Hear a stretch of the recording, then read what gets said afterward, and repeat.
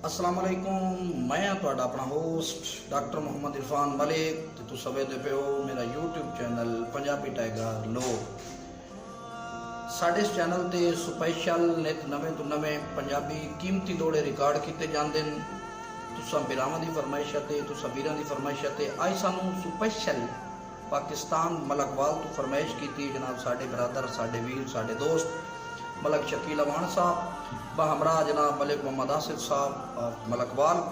उन्होंने स्पैशल फरमाइश ते जनाब साडे इलाके दे मान तरान साडे इलाके दे मशहूर शायर इलाके दा मान जनाब मार गुलाम मोहम्मद दर्द साहब उन्होंने चंद कलाम की फरमाइश भाई दुख वंडने सजा दा हक होंदा है चंगी होंदी टेक पराई नहीं ते नाले सुनिया है ढेर सियाणिया तो होंदी प्यार च जायज़ लड़ाई नहीं।